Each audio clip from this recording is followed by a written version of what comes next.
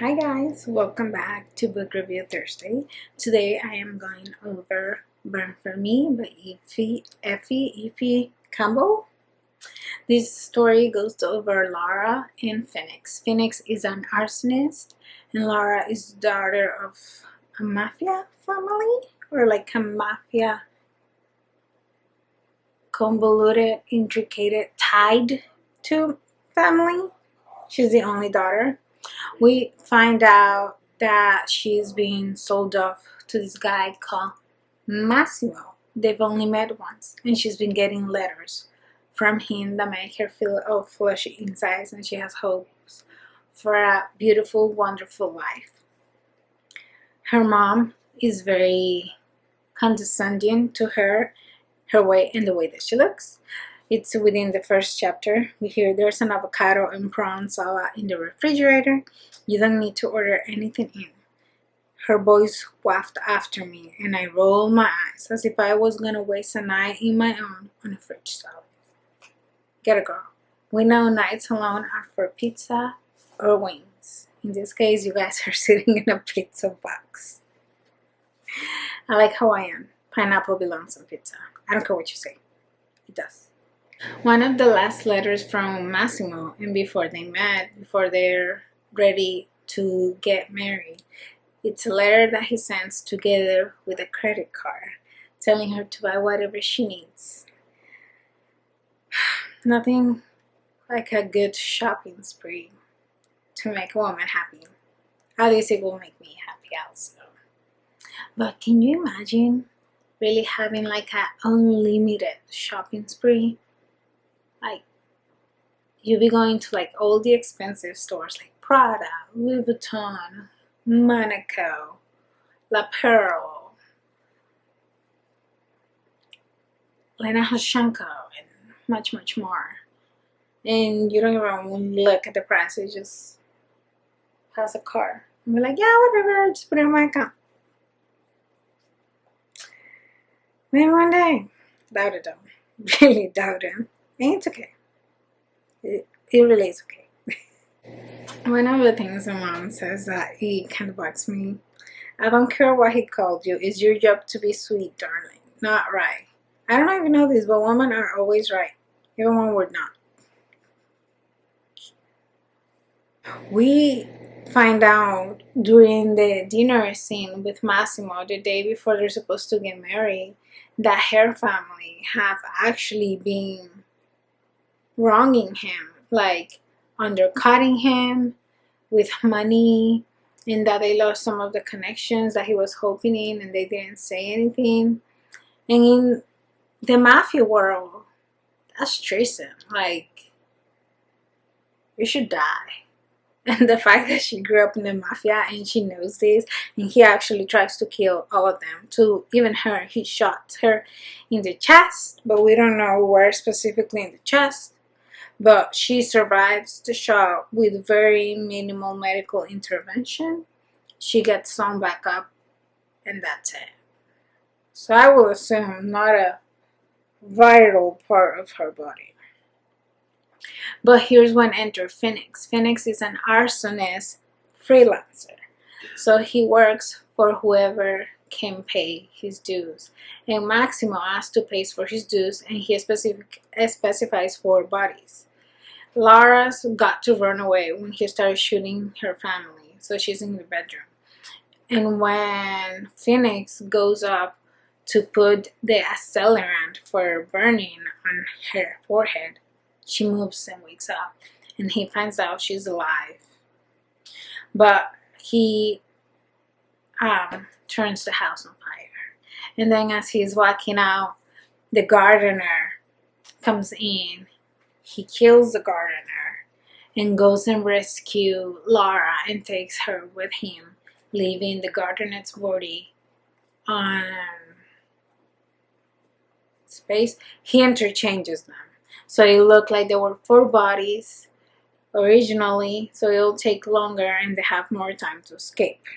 We find out in a point that she asks for him to help her while she's like delirious.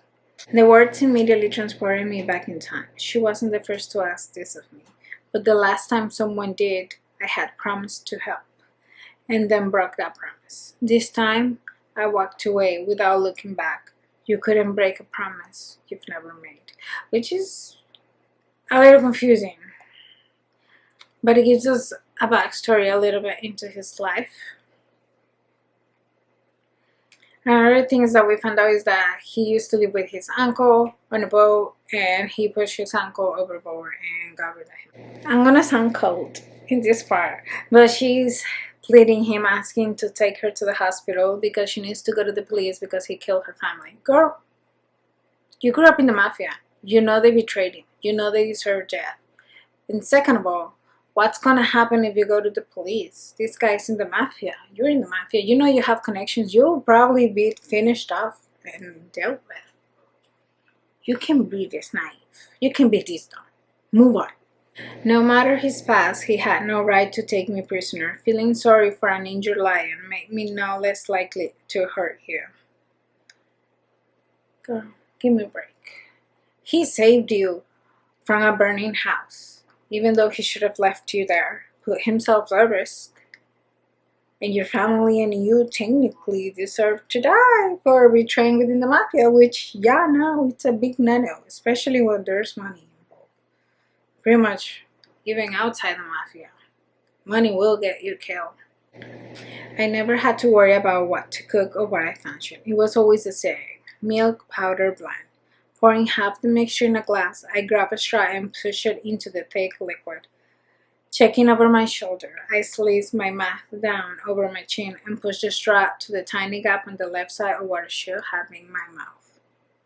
So we find out Phoenix is disfigured, and very badly, since he only has one side of his mouth open and he eats only liquid food. Apparently his house caught on fire and he tried to save his little sister and he couldn't. He passed out. He was the only one that survived. But heavily disfigured, to the point that his lips melted and fused except one little hole. In all the years they have been melted shut, never had I wanted to be able to open my stupid mouth and taste something so desperately. Fuck. I wanted to devour her. I love that phrase. But that gotta be hard. Sorry. I doubted I could tame such a firecracker, but I could handle it with care. Stroke her flames rather than putting them out. Make her burn with me, not against me. This is a nice phrase. It's like sweet but not like diabetic.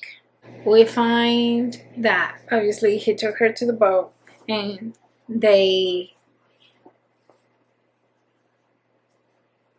peered in a shore to get more supplies, and he trapped her in the room and she wrote "help me" on the windows to try and get to escape.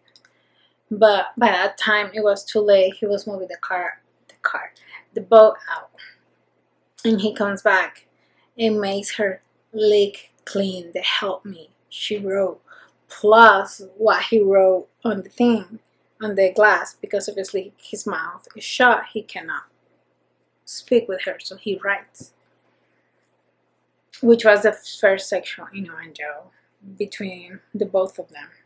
One of the phrases that kind of made me tear up is like, "I'll belong, I'll have a family again, her heart will be my home," which is very sweet. It makes me feel bad for Phoenix. He loves everybody.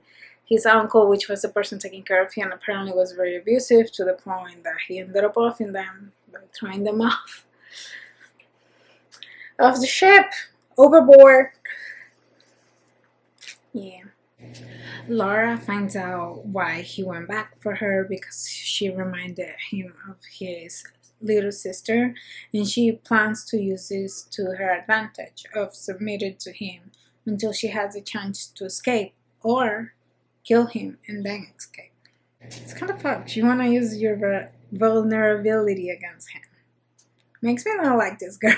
I really didn't like her for most of the book, if not the whole of it. I close my eyes and imagine Massimo hasn't betrayed me, while he loved me that I longed for him too. That was thousands of miles away, wrapped up in real love. So this girl is imagining love with the man that shot her, but then wanting to kill the man that saved her. Girl, are you okay? You're not. We know you're not. You should be thrown overboard. Next, he went out to the pier again and bought food. And while he was looking at the ground beef, he started imagining having sex with Laura, and he gets aroused. And the people around him just like apparently start staring at him. And one woman even goes like, and looks and like lowers her gaze, like pointing him down to his trousers, which I don't know. I feel like I can imagine that scene, and I'm like, ugh, I can't. So it would have been hilarious. We have more hate phrases from Laura. He stole me from my life, no matter how shattered it had become, refusing to ask for it was the only control I have left. He stole you from a burning house, and you're still holding on to like this perfect. Like nobody in your family liked you. No one. No your mom, no your brother, no your dad, not your fake fiance that tried to kill you. Who you gonna run back to? The house that was burned down? Am I pushing Stockholm Syndrome into this girl? Maybe. It's a book. It's not real. We have a scene in which she gave in kind of pressure, but not really sexually. And we have Phoenix going between her legs to take a big sniff of her scent. But obviously his lips are sewn shut, so he cannot use his tongue, so he uses his nose. And that goes to say, where there is a will, there is a way. If you want it, you'll do it. You'll try hard enough. No excuses. There was one phrase that is like, yes, my little cock whore, atta girl. I've never read an atta girl in a book before. I thought it was very funny.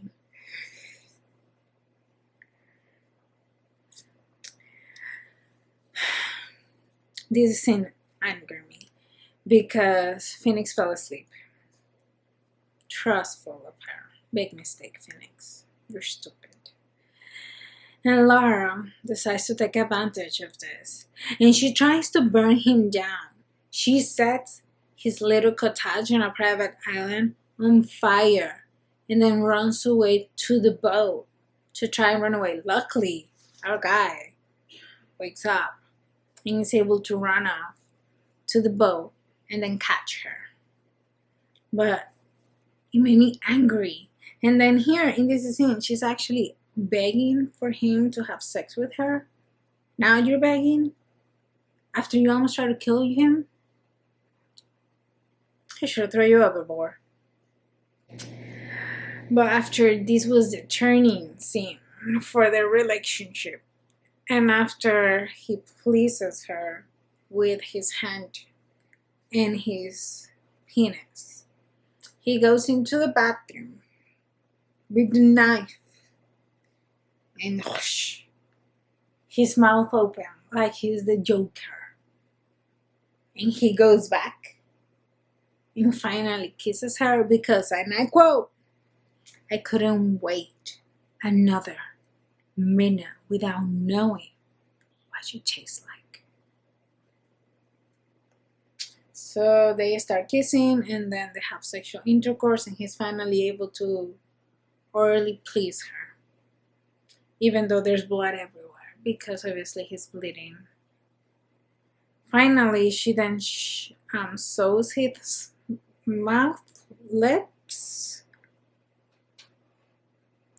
The way I'm assuming she would, obviously it's open, so it'll be a little gaping. So I'm assuming she sewed the lips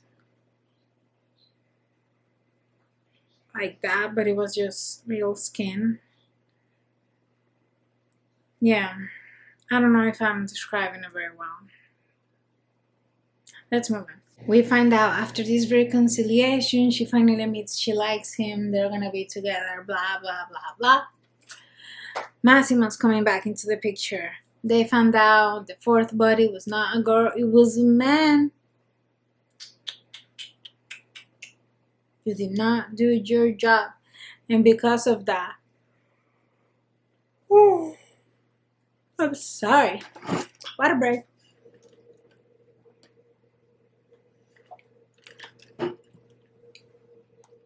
And because of that, he lost some of his arsonist job because Massimo had a fear control over a lot of mafia people. One question I had during this book is that Massimo does a press conference saying somebody stole his fiance. Why didn't she just come out to the press and say, it's like, no, he tried to kill me, I just ran away? But obviously the drama will be ending too soon for this book. It is not just you anymore. It's we. Us. I don't want to go on alone. If we go down, we both go down. It's him or us, Phoenix. I'm not rotting in some B&B worrying about whether you are coming back to me. I've lost everyone's once. Never again. I prefer to die by your side than mourn you. Very Romeo and Juliet, Laura. I'll give it to you. It's a nice press. They get hunted by these two men. Then they get caught. They caught them. They off one of them, tortured the other to give them the message of where he was supposed to take Laura to. And he gives them the message. I was hoping that maybe he gave them a message that was already like spoken to. For example, the message would be pizza with cheese. We got her. Pizza with pepperoni. It's like mission compromise. I've been killed. Or at least I would do that. I feel like the mafia will be smart enough to do that. Have a good message and then a backup message to things like, oh, shit's going down. But apparently this wasn't it. Because I completely thought as I was reading this book that this was going to be the case. I was disappointed. It wasn't. They are going to get into the warehouse where Massimo is waiting for them. And they want to fight the guys and kill the people that are with him. She is dressed like a slut because that's what Massimo asked for. He even gave permission to the guy, which were the one that were supposed to trap her, to have her fun with her. So Phoenix obviously has a gun and a knife, and since she's red, dressed so fancily, she's wearing a belt, and in the belt there's hidden syringes. And one thing you'll read in books, which is a very big pet peeve of mine because I have a medical background, they think giving an injection people are gonna go down instantly. They won't. They really don't. Injection medication takes a while to act. Yeah. So it's not like you're gonna inject somebody and they'll be like, oh, plop. Not really how it happens. Intramuscular injections take a while to act.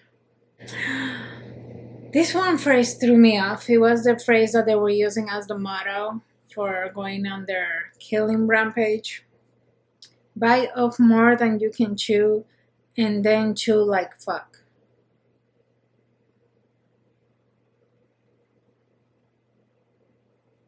Why would you chew? You'll bite off, rip it, spit it out, and then chew again so you can get more damage done. Why would you chew it? That makes no sense. It's counterproductive. But Who am I? I'm not a writer. The two men at the rear of the warehouse were too easy to dispatch, although a man like Maximo would be less sloppy. I thought this was gonna be another catch. It was like, oh, definitely a setup. It wasn't. It was apparently the wife was very overconfident, and these two guys getting loud. I don't know if you can tell I'm disappointed on the lack of drama on this book. I expected some more drama. They're fighting. She goes over to Massimo. And then we have Phoenix. And she is talking with Massimo, like dolling him up. Talking about how she wanted him. She will never with Phoenix because she's ugly and he's ugly and stuff. And this figure. And Phoenix buys it and gets hurt. And while all this is going on, this chick didn't realize, it's like, okay, they're distracted. Go inject him.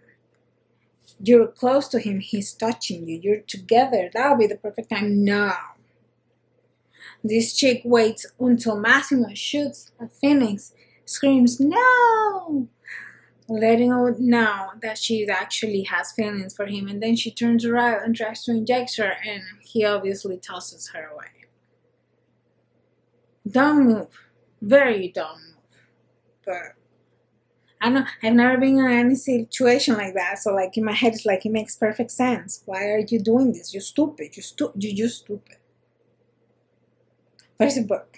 Not really. But Massimo gets over her. He tries to sexually assault her. But then we have Phoenix. He comes back, kills him, sets him on fire. They walk away happily ever after. This is the last phrase. It's a phrase in the epilogue. Is it epilogue or epilogo? No, that's in Spanish. I'll take it all, everything he had to give, because despite his degrading words, I knew the depth of his adoration for me.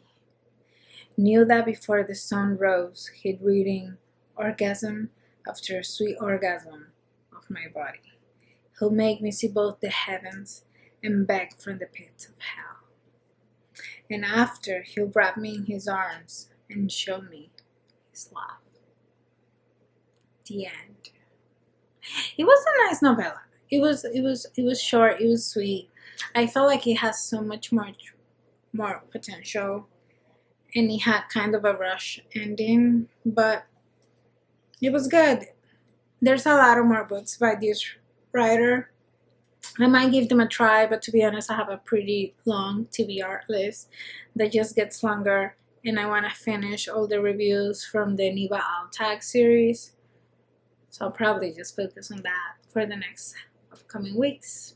So if you like Niva Altag, stay tuned, because I will be making a review of every single one of her books. Thank you again for spending time with me, and I'll see you next Thursday.